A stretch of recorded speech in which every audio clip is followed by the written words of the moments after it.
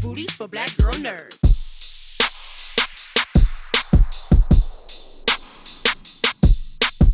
Thanks so much for taking the time to speak with me. I appreciate it. Oh, we appreciate you. Pleasure. Hi. Hello. I'm so glad that this film is being brought to the big screen, or this story rather, because I actually ran the story about this young girl on Black Girl Nerds, and I didn't know about her growing up. I wasn't taught about her in school, and I know that there's a lot of people out there like myself, so I'm glad that we're now being able to see Sarah's story in this beautiful film. Sonequa, I'm going to start with you. You've played these strong, dynamic women across your career, from Star Trek Discovery to The Walking Dead. How does Sarah's Oil allow you to show a different side of yourself as a performer? Well, I have certainly not shown motherhood in this way. And this is also the first time I've shown a woman of great faith. I have played someone before that really existed. But, you know, the Rector family, these are legendary people. And this is a lost piece, a hidden piece of Black history, American history that needs to be told, that should have been told from the beginning. But at least now here we are. So being able to bring Rose Rector and the Rector family to life, that's definitely something that I have not done before.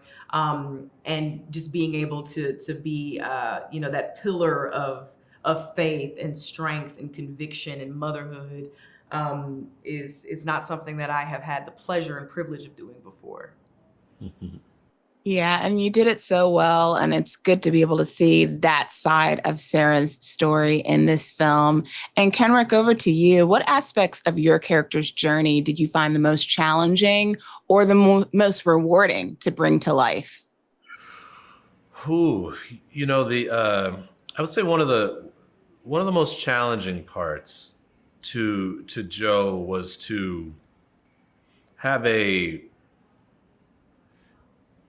sense of being the protector of my family, but in particular, a little girl and Sarah, and you know, engaging in this completely unfamiliar world of, you know, the oil boom and all of that stuff, which, you know, I think in Joe's wildest dreams, the Rector family would not have been a part of, you know, and so to navigate that while simultaneously realizing that there's a deficit there, you know, from an education standpoint, from an ability to even read and write, and so being a putting up a strong front, but then also being so kind of out of being Joe out of his depth in that world, and so trying to find the balance between and walking that line was really fun, but challenging, you know, to walk through.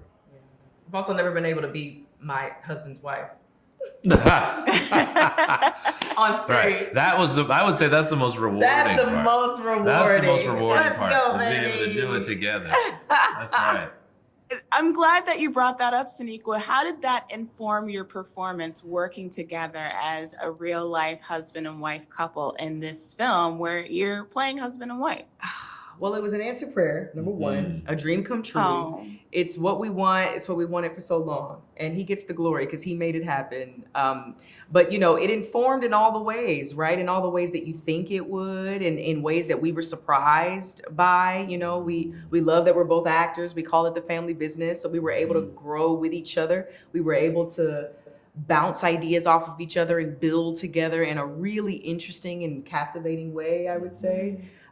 It informed us because, you know, the connection is there. We used the imagined circumstances, though, of the Rector family. We didn't use our own lives, but the connection is there. You can't get rid of it. You can't take the connection away from us, right? So we were able to, you know, benefit from it as well. And we're able to leverage our real life intimacy and marriage, you know, for being off camera and in between takes to keep that closeness, that familial, kind of like aspect to our relationship there that really, I believe, helps serve the story and serve the film in a way that two actors who are just meeting on set wouldn't be able to. You know, and so it was really beautiful how it all worked together. Yeah. Beautiful is the perfect way to describe it. I absolutely love this story. I can't wait for everybody else to see it and also for everyone to be educated by Sarah Oh, Rector's story. Mm. So thank you so much for taking the time to speak to Black Girl Nerds. I appreciate the conversation. oh, we Man, appreciate you. thank I always you. love talking to y'all. Thank you so much. Likewise. Thank you. Jamie Broadnax, Black Girl Nerds. Thanks so much for taking the time to speak with me. I appreciate it. My pleasure, Jamie. I love that. Black Girl Nerds. That's awesome.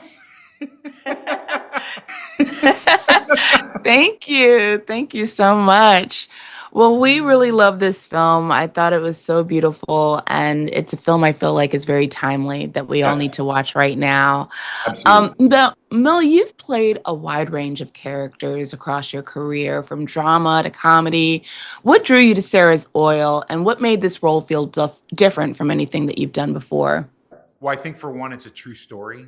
I feel like the thing that really drew me to this was how inspirational it is. How this little Yeah. girl, in the face of this adversity during that time, was able to really stand up for herself, had this unshakable faith and belief, and that her family came around her and supported her. I've always been drawn to characters like that, these kind of triumphant spirits, you know, um, just these people who have this just unshakable faith and fight for what's right. And it was wonderful that it's about a child who does that, you know. Um, so yeah, I think the biggest thing was that I knew this story had to be told. It needed to be told, and I was just really excited to be a part of that.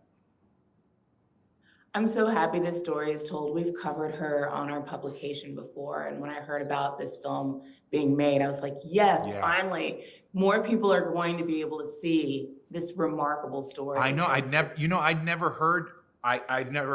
heard of her, and that I feel like is an injustice in itself. And so I'm psyched that the world is going to get to know who this woman was. same here, same here. Yeah.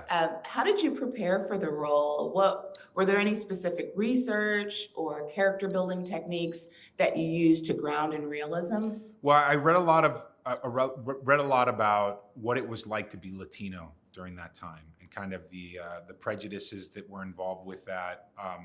I feel like some of those things still exist today, but not to that degree. I feel like we've made a lot of progress, certainly. But just what it was like to be a Mexican American during that time. And so I think in preparing for Mace, I feel like there is that a lot of that exists within me. And it's things that I've experienced to some degree. And so I was able to bring that. But I think at the end of the day, Mace is this really hopeful, really beautiful soul. And he's kind and generous, and he has a lot of integrity. And I was really psyched to be able to be a part of, I don't know, moving us further in that direction as a community, you know, because Yeah. we don't see enough of guys like Mace in television and film, you know. Facts. That is so true. Yeah. That's true. And yeah, and to see that perspective on the big screen, I think is important. Yes. So yeah, so many things that we'll be able to learn and explore in this film. And Sarah's Oil, it explores some really heavy moral and social themes. How did you personally connect to the story that's being told? You know, I feel like in life, all of us are chasing these things sometimes, and you know, Sarah says to Zach's character at one point, she says, "You know, I'm worried about your soul," and I don't know if enough of us are really kind of as concerned with our souls as we are with other things and Yeah. distractions. And so, you know, I get a little choked up because I mean, that is where it's at, you know, is fulfilling our soul's destiny, you know? And yeah, that really hit me, you know? We're too connected to our social media. Oh my goodness. Yeah, I was just talking to somebody today, and they were like, "Yeah, you know, it's all a holiday. Everybody's on holiday. You know, we don't get to see the vulnerability or the truth in each other as much anymore." That is beautiful, though. I love that. We need to be more connected to our souls. And hopefully, this film will allow us to just be able to sit on that and marinate on that for a little bit. Yeah. So, Mel, thank you so much for taking the time to speak to Black Girl Nerds. I appreciate the conversation. My pleasure. I'm a nerd too. Yay! Nerds unite. Take care. Take care. Bye-bye. Bye.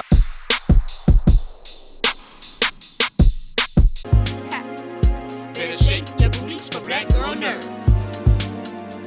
Better shake your booties for Black Girl Nerds.